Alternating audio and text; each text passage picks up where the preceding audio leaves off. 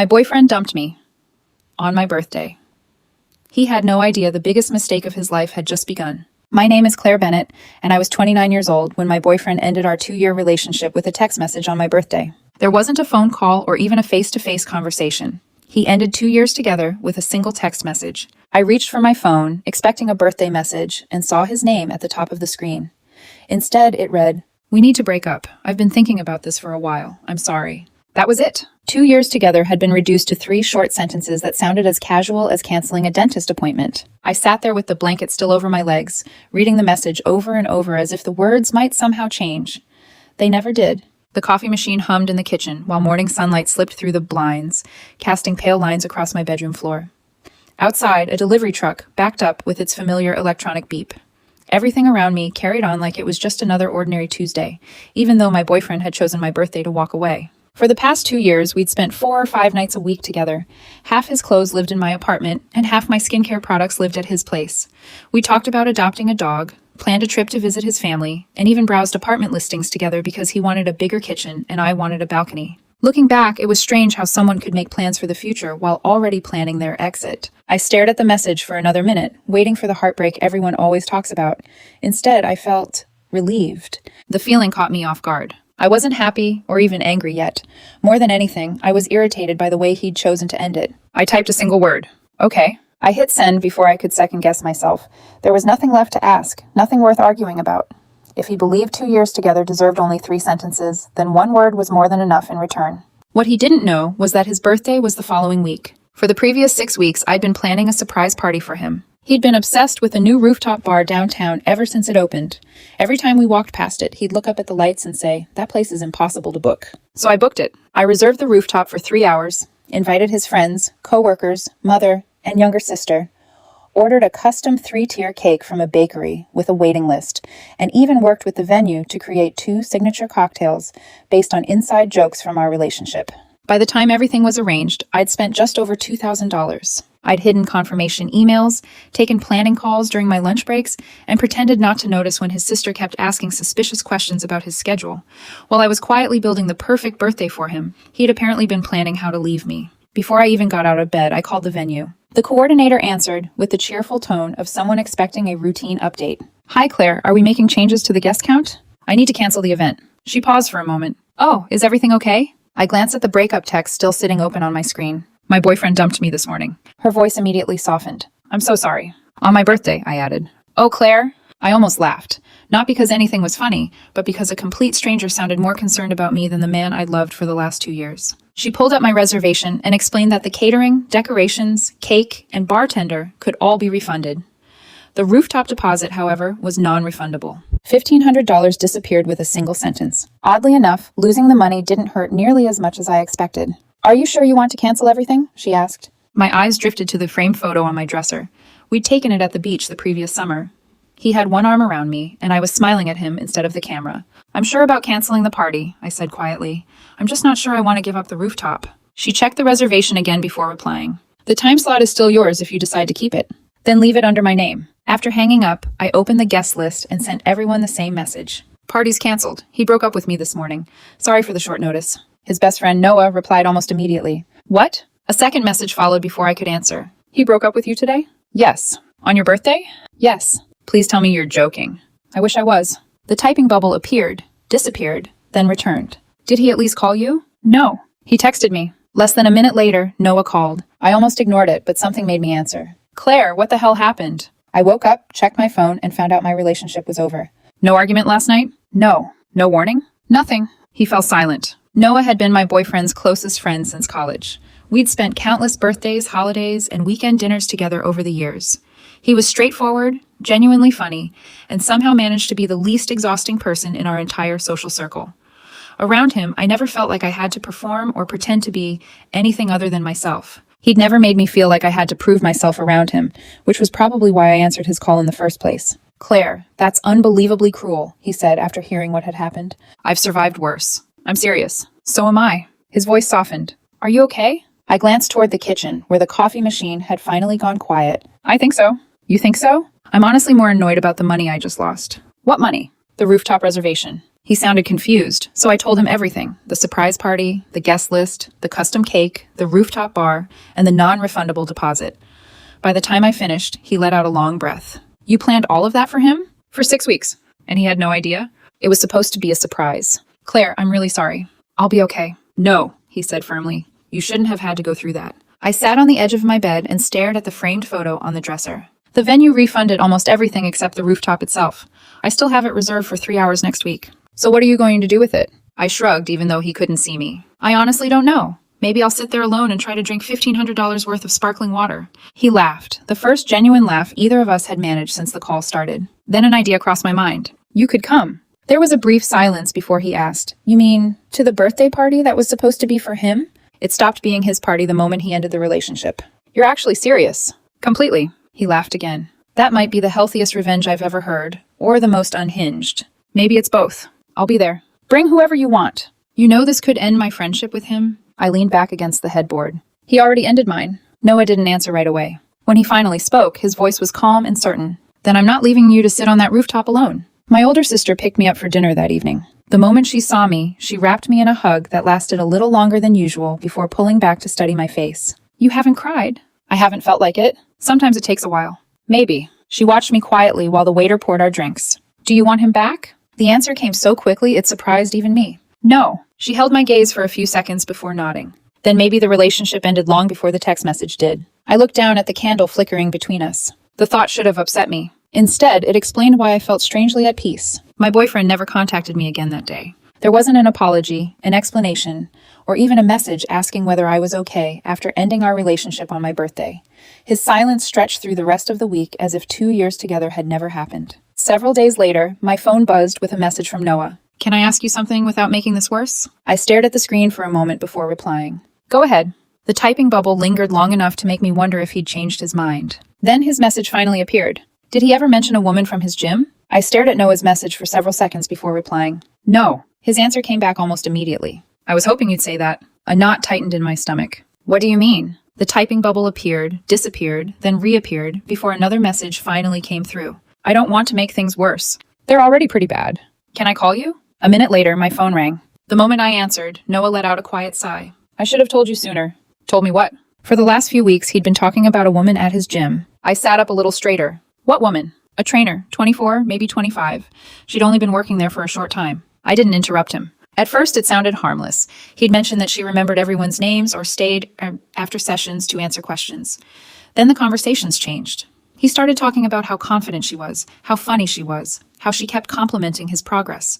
One night, he even asked me if dating someone younger was a bad idea. I closed my eyes. When was this? About a week before he broke up with you. Everything suddenly made sense. While I'd been comparing cake flavors and confirming guest lists for his birthday, he'd already been imagining a future with someone else. I honestly thought it was just a harmless crush, Noah admitted. So did he. He sounded confused. What do you mean?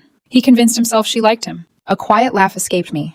Not because anything about the situation was funny, but because every strange moment from the past few weeks suddenly had an explanation. I hadn't imagined any of it. I'd simply trusted the excuses he gave me. I kept asking if something was wrong between the two of you, Noah said. What did he tell you? He'd just shrug and say the relationship had become routine. That single word bothered me more than the breakup itself. To him, stability had become boring, and being loved every day had somehow become ordinary. I'm sorry, Claire. You didn't do anything wrong. I still feel like I should have warned you. I gave a small sigh. Honestly, even if you had, I probably would have defended him. Neither of us argued because we both knew it was true. When you love someone, it's amazing how easily you explain away things that would seem obvious to everyone else. A week later, his birthday finally arrived. The rooftop reservation was still under my name, so I showed up just before sunset. The city glowed beneath the glass railing, washed in warm, golden light, and the venue manager smiled the moment she recognized me. I'm glad you decided to keep the reservation. So am I. People started arriving within minutes. Noah walked in first, followed by 6 friends carrying balloons, flowers, and even a ridiculous birthday crown. I couldn't help laughing. I thought this was supposed to be an open bar. It still is, Noah said with a grin. We're just celebrating someone who actually deserves it. Before long, my older sister arrived with her husband. One of my coworkers came with his wife. My next-door neighbor stopped by after work, and someone connected a playlist that instantly changed the atmosphere. The rooftop no longer felt like a party I'd planned for my ex. It had quietly become something entirely different. As I walked over to the bar, the bartender smiled and held up the menu. I kept your custom cocktails. I looked down at the printed names. One had been inspired by my ex's favorite movie quote, The other referenced one of our vacations together. I smiled to myself. Can you rename them? I asked. The bartender smiled. What did you have in mind? The first one's called Fresh Start. And the second? No More Red Flags. He burst out laughing. I like those a lot better. Within minutes, people were ordering both drinks, and the rooftop slowly stopped feeling like the birthday I'd planned for my ex. Instead, it became an unexpected celebration of moving on. Nearly 2 hours passed before Noah's phone started vibrating nonstop. He frowned, glanced at the screen, then turned it toward me. Noah's screen showed 3 missed calls followed by a string of unread messages. Where are you? Tell me this isn't true. Why are you at the rooftop? Someone had uploaded a short video online, complete with the location tag. My ex knew exactly where we were. You want me to answer? Noah asked. It's your phone. He thought about it for a moment before typing a simple reply. Yeah, Claire invited me. The phone rang almost instantly. Noah looked at me. Speaker? I shrugged. Go ahead. He answered, and my ex's voice exploded through the phone before Noah could even say hello. What the hell are you doing? Having a drink. At my birthday party? No, at the rooftop Claire booked. You had no right to be there. Noah let out a quiet laugh. I was invited. That party was for me. It was, Noah replied evenly, right up until you dumped her. I never said she could keep my birthday. I finally stepped closer to the phone. You don't own birthdays. There was a brief silence before he answered again, his voice noticeably colder. So you're there too? I made the reservation. You canceled my party. You canceled the relationship. You could have just let the reservation go. I paid for it. That doesn't make it yours. It literally does. A few people nearby exchanged amused glances, but politely pretended not to listen. I can't believe all of you are doing this to me, he snapped. Noah leaned against the railing. No, I can't believe you dumped your girlfriend on her birthday after she'd spent 6 weeks planning yours. My ex let out a frustrated sigh. You don't know everything. Then tell us what we're missing. It's complicated. No, Noah replied calmly. You made it complicated. The line went quiet for several seconds before my ex muttered. You don't understand. I think we understand more than you realize. Noah waited another moment before asking the one question nobody had wanted to say out loud. So, how did things work out with the trainer? Nobody said anything for several seconds. Finally, he spoke. What? The woman from your gym. Another pause. Did she say yes? His answer came so quietly I almost missed it. No. Noah frowned. What do you mean no? I told her I was single. And? She thanked me for being honest. He hesitated before finishing the sentence.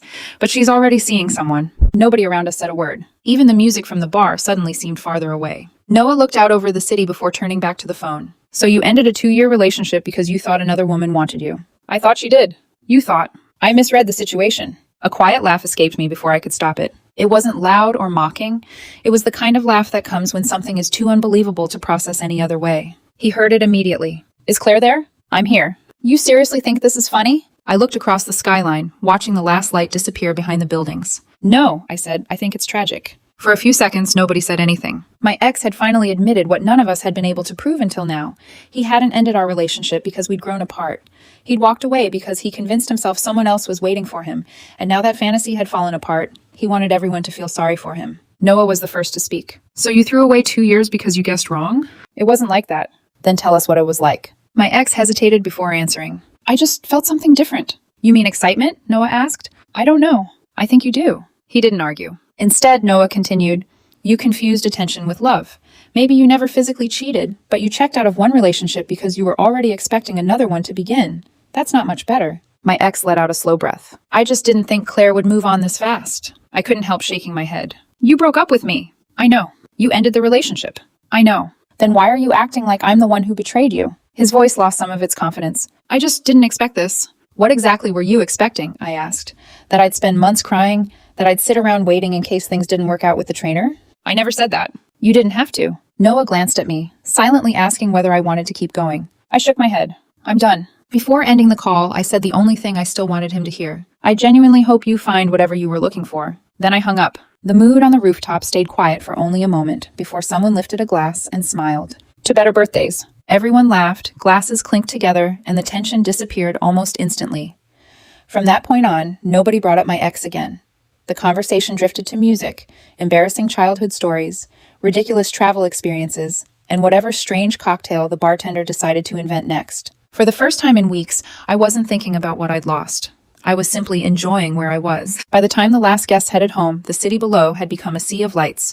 Only Noah and I remained on the rooftop while the staff quietly cleared tables in the background. Neither of us seemed ready to leave. You okay? He asked. I smiled. I think I finally am. He nodded. That's the first time you've sounded sure. It feels different now. We stood beside the railing for a while, watching traffic move through the streets below before he spoke again. You know what bothers me most? What? He never gave you a chance to say anything. He made the decision on his own because emotionally, he'd already left. His words settled heavily in my chest because they were true. The breakup text hadn't destroyed our relationship. It had only revealed that he'd been gone long before I knew it. You deserve better than that, Noah said quietly. There wasn't anything dramatic about the way he said it. He wasn't trying to impress me or convince me of anything. It was simply an honest observation. Thank you. You don't have to thank me. I do. He looked at me with a puzzled smile. For what? For reminding me that I wasn't impossible to love. Somewhere along the way, I'd started believing the problem was me. He looked away for a moment before smiling to himself. I've always liked talking to you. Really? You actually listen instead of waiting for your turn to speak. I laughed. I could say the same thing about you. Maybe that's why this feels so easy. I think you're right. We stood there for another minute before Noah smiled at me, looking like he was trying to decide whether to say something. So, what happens now? I pretended to think about it. I was planning to go home. He laughed. I meant after tonight. I figured. He rubbed the back of his neck, looking unusually nervous. I don't want this to sound weird, but I really enjoyed tonight. I did too. I was wondering if you'd like to do it again. What did you have in mind? Coffee. Just coffee? He smiled. I feel like coffee is a little less risky than rooftop parties. I laughed. I think coffee sounds perfect. A few days later, we met at a small cafe, and what was supposed to be a quick coffee somehow turned into lunch. After that, we wandered through a couple of bookstores, argued over detective novels, discovered we were both obsessed with true crime podcasts, and somehow ended up talking for hours without either of us noticing how late it had become. I never felt like I had to impress him. Neither of us was trying to impress the other or force the conversation. We simply enjoyed being together, and by the time evening arrived, neither of us seemed eager to end the day. As he walked me back to my car, he smiled and asked, "So, does today count as one date?" I raised an eyebrow. Does it? I've been hoping it does. I thought you invited me out for coffee. I underestimated how easy you are to spend time with. I couldn't help smiling. I had a really good time. So did I. Neither of us tried to kiss the other before we left, and somehow that made the day feel even more genuine. There was no pressure to rush anything or pretend we were replacing what we'd both lost. It simply felt like the beginning of something that deserved time to grow. The following afternoon, Noah posted a simple photo to his story. It showed 2 coffee cups, an open book, and part of my hand resting on the table. There wasn't anything romantic about it, and the caption was only 3 words. Good company today. I barely gave it a second thought. My ex, however, clearly did. Within minutes, Noah's phone filled with messages. Are you dating Claire? You've got to be kidding me. We only broke up 3 weeks ago. I can't believe you'd do this. He looked down at the screen, sighed, then handed me the phone. I have a feeling this isn't over yet. Looking at the flood of notifications, I couldn't disagree. Noah ignored the messages for the rest of the evening. He locked his phone, slipped it into his pocket, and looked at me with a tired smile. So, how much drama do you think is heading our way? I'd rather not find out. Unfortunately, we didn't have to wait long. He called me the next morning before I'd even finished my first cup of coffee. I've got an update, he said. That doesn't sound promising. It isn't. I leaned against the kitchen counter. What happened? Your ex spent half the night calling everyone he could think of. Our mutual friends, people from college, co-workers, even people he barely speaks to anymore. What was he telling them? That I betrayed him. I couldn't help smiling. Convenient. He somehow forgot to mention that he dumped you by text on your birthday. I'm shocked. I know, it's almost unbelievable. His sarcasm made me laugh, and for the first time since the breakup, it felt good. Not because my ex was upset, but because I was finally realizing I didn't have to keep carrying his version of the story. So how did people react? I asked. It was split. Some believed him at first, but the others started asking questions. What kind of questions? The obvious ones. When did you break up? Who ended the relationship? Why did it happen? And he couldn't answer honestly without making himself look worse. That didn't surprise me. The truth has a way of ruining even the best rehearsed story. Later that afternoon, Noah sent me a screenshot of one of those conversations. One of our mutual friends had written, "Bro, are you seriously dating Claire?" Noah's reply was only one sentence. He dumped her by text on her birthday because he thought another woman wanted him. That was all he said, and apparently it was enough. The conversation ended almost immediately because there wasn't much left to argue about. People could have different opinions, but they couldn't change the facts. A few days later, Noah invited me over for dinner. It wasn't anything elaborate, just homemade pasta, a movie, and an excuse to spend a little more time together. His apartment suited him perfectly.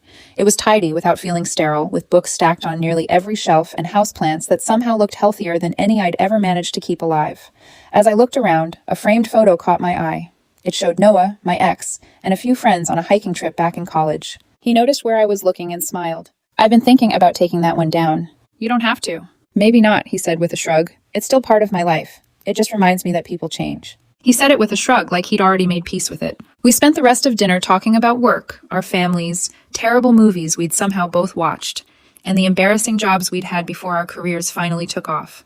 Before I realized it, we'd been talking for hours. Being around him was surprisingly easy. About halfway through the movie, someone started pounding on the front door. Not knocking, pounding. The sound echoed through the apartment. Noah muted the television and glanced toward the hallway. I wasn't expecting anyone. He checked the peephole, closed his eyes for a brief second, then turned back to me. It's him. I didn't need to ask who he meant. You want me to send him away? He asked. I shook my head. I've spent enough time letting his decisions control mine. Noah nodded, unlocked the door, and left the security chain in place. What do you want? He asked. My ex was standing outside, breathing heavily. His eyes landed on Noah before immediately searching the apartment behind him. Is Claire here? Why? I need to talk to her. You had the chance to do that before you ended the relationship. This isn't about you. It became about me the moment you started telling people I betrayed you. He ignored Noah and called my name instead. Claire? I'm here. I stepped into the hallway, and the moment he saw me, his expression shifted from relief to disbelief. So, it's true. What is? You two are together. We've been spending time together. His jaw tightened. It's only been 3 weeks. You broke up with me 3 weeks ago. That's not the point. Then what is? You don't move on this fast. I stared at him for a moment. You really believe that? We were together for 2 years. Exactly. He hesitated before quietly asking, so how can you already be happy? That was when I finally understood why he'd come. In that moment, I realized he hadn't come back because he loved or missed me. He'd come because I wasn't reacting the way he'd expected. You thought I'd still be waiting for you. I never said that. You didn't have to. He rubbed both hands across his face. I just thought you'd need more time. For what? So we could... He stopped halfway through the sentence. So you could decide whether things worked out with the woman from the gym? His eyes widened. It wasn't like that. Noah spoke before I could. Then explain what it was. My ex searched for an answer that never came. Finally, he sighed. I just felt like something was missing. What exactly was missing? I asked. I don't know. You've had 3 weeks to think about it. He looked down at the floor. Noah folded his arms. Name one real problem the two of you had before the trainer showed up. My ex opened his mouth, then closed it again. After several long seconds, he finally muttered, relationships get comfortable. They're supposed to, I replied. I wanted excitement. There was the real answer. Our relationship hadn't failed because of betrayal or incompatibility. He'd simply mistaken comfort for boredom and novelty for love. You know what's ironic? I asked quietly. What? I spent 6 weeks planning the birthday party you never got. He lowered his head. And during those same 6 weeks, you were imagining a future with someone who barely knew your name. For a long moment, neither of us spoke. Eventually, he looked back up. I made a mistake. I know. I want to fix it. That surprised me. Not because he wanted another chance, but because he genuinely believed he still deserved one. I'm sorry, he said, for everything. Months earlier, those words would have meant the world to me. Now they barely changed anything. I forgive you. Hope flickered across his face. But I'm not coming back. The hope disappeared just as quickly. You can't seriously choose him. I shook my head. This isn't about choosing Noah. Then what is it about? For the first time in a long time, I'm choosing myself. He stood there silently, as if waiting for one of us to change our minds. Neither of us did. A moment later, building security rounded the corner after someone reported the noise. We've had a complaint, the guard said. Noah answered calmly. Everything's under control. He's leaving. The guard looked at my ex. Sir? Without another word, my ex nodded and walked toward the elevators. I watched the doors close behind him before Noah quietly shut the apartment door. Neither of us rushed to say anything.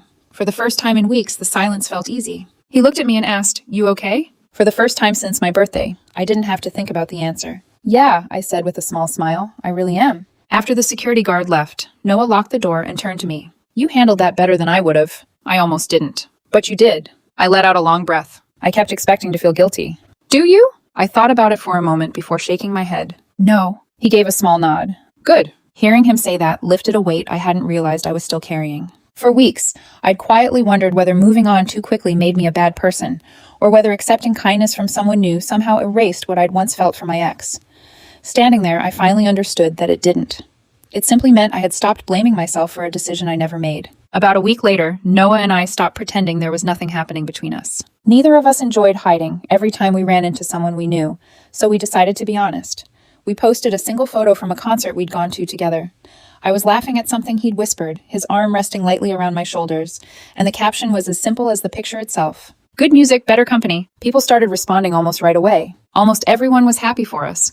Friends congratulated us. My sister texted that she'd seen it coming all along, and Noah's parents said he looked happier than they had in months. Then my ex saw the post. That evening, he published a long message on social media about betrayal, fake friends, and how the people closest to you can hurt you the most.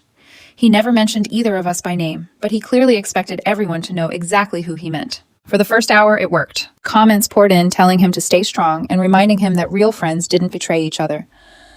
Then someone asked a simple question. Wait, who actually ended the relationship? A second person followed with another. Didn't he break up with her on her birthday? Someone else added, wasn't there another woman involved before they split? Within minutes, the comments started changing. People stopped offering sympathy and started asking for details. Every honest answer would have destroyed the story he was trying to tell, so he stayed silent. Without realizing it, he'd trapped himself. If he admitted he'd ended the relationship, the victim narrative disappeared. If he admitted he'd already been chasing another woman, it became even worse. Within a couple of hours, the comments slowed to a crawl. Nobody argued anymore because there wasn't anything left to defend. His post was still there, but it had quietly stopped accomplishing what he'd hoped. Nobody called him a liar. They just kept asking questions he couldn't answer. 2 days later, my phone rang from an unfamiliar number. Normally, I would have ignored it, but something made me answer. Hello? Claire? I recognized the voice immediately. It was his mother. I hope I'm not bothering you, she said. Not at all. I've been trying to decide whether I should call. I understand. She sighed quietly before continuing. I spoke with my son first. Then I talked to his sister, and after that I called Noah. I wanted to hear everyone's side before reaching any conclusions. There wasn't much for me to add. The facts hadn't changed depending on who told them. He said you moved on almost immediately, she continued. I smiled faintly. I'm guessing that's not why you called. No. Her voice softened. He also forgot to mention that he broke up with you by text. Yes. On your birthday? Yes. And while he was already pursuing another woman? Yes. She sounded exhausted, not angry or defensive, just deeply disappointed. I raised him better than that. For a moment, neither of us spoke. Then she said something I hadn't expected. I wanted to apologize. You don't owe me an apology. I know, she replied, but I still wanted to give you one. I closed my eyes for a second. Hearing those words from someone who had no responsibility for what happened felt strangely healing. I always liked you, Claire. You were patient with him. You stood by him when his father lost his job, and you never forgot birthdays or family dinners. Somewhere along the way, all of that became normal to him. I laughed softly. I always thought remembering birthdays was the easy part. She laughed too. Maybe, but people rarely appreciate consistency until it's gone. That sentence stayed with me long after the conversation moved on. After a brief pause, she asked, the man you're seeing now, Noah, right? Yes. Is he kind to you? Very. Does he make you feel safe? He does. And does he listen when you talk? I smiled without realizing it. Always. She let out a slow breath. Then I'm glad. So am I. I hope my son learns something from all this. I hope he does too. Before hanging up, she left me with one final thought. Please don't let him convince you that his choices became your responsibility. I won't. I mean it.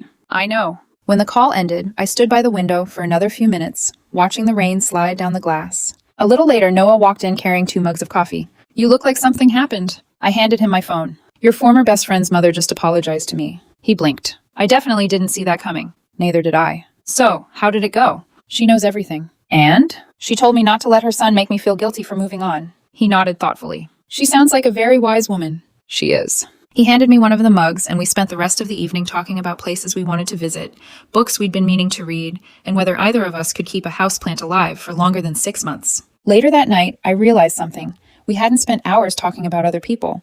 We talked about our own lives instead. Somewhere along the way, I had stopped measuring my happiness against my past. I just didn't realize the next test was waiting around the corner. A quiet dinner downtown would bring us face to face with 2 people neither of us expected to see. About a week after his mother's phone call, Noah and I went to a small restaurant downtown.